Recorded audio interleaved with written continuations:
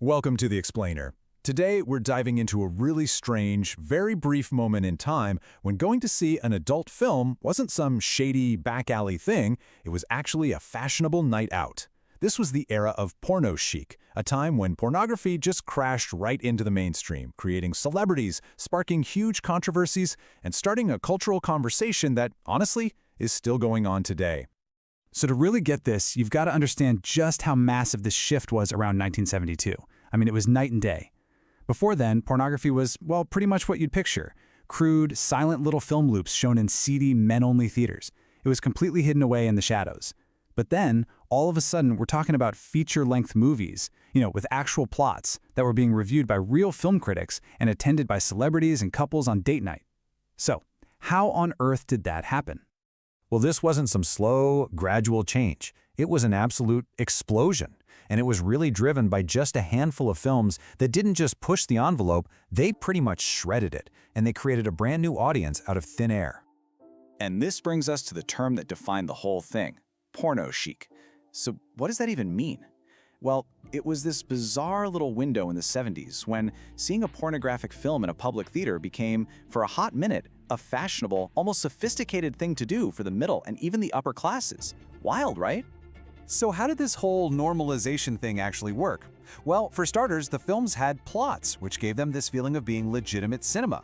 That's what attracted celebrities. I mean, even Jacqueline Onassis reportedly went to see one, which of course brought in the mainstream media.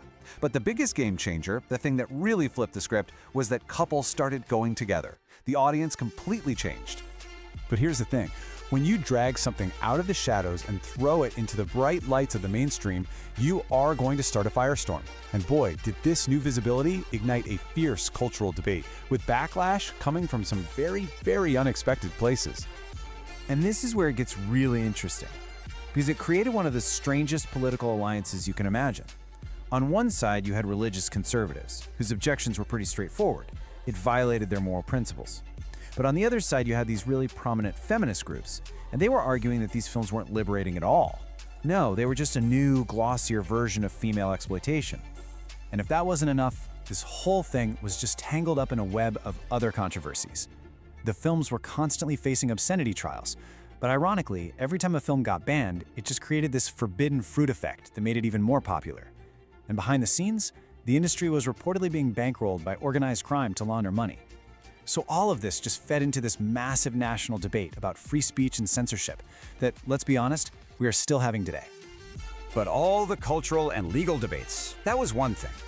The absolute darkest controversy of the era was a personal one, and it was about to completely shatter the playful, sex-positive image of the era's biggest film. So years later, the star of Deep Throat, a woman named Linda Borman, who the world knew as Linda Lovelace, came forward with these absolutely horrific allegations in her memoir. She claimed that she was never a willing participant, that she was in fact violently coerced and abused by her husband, and forced to perform every single act in the film that had become this global symbol of sexual freedom. This revelation was an absolute bombshell. It created this unavoidable, jarring contradiction. You had a film that was celebrated for being fun and playful and sex-positive, and now it was being alleged that it was actually the product of horrific abuse. It forced a national conversation about the real potential for exploitation inside this brand new, completely unregulated, and suddenly very rich industry.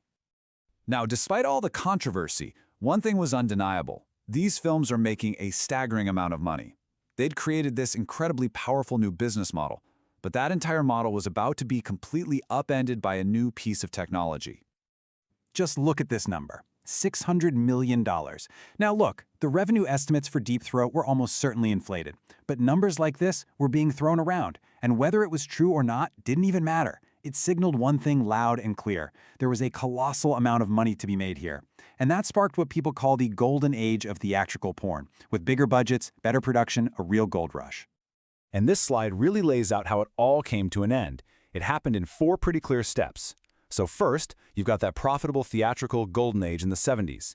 But then the VCR arrives, and suddenly people can watch these films in the privacy of their own homes. And what does that do? It shifts the entire market away from public theaters. And as the theaters emptied out, the whole porno chic phenomenon, that public, fashionable experience, it just vanished. So here's the paradox, right? While home video absolutely killed the theatrical experience, it had this completely opposite effect on the content itself. It actually made pornography even more normalized and accessible by moving it into the private sphere, basically cementing its place in mainstream culture in a totally new way.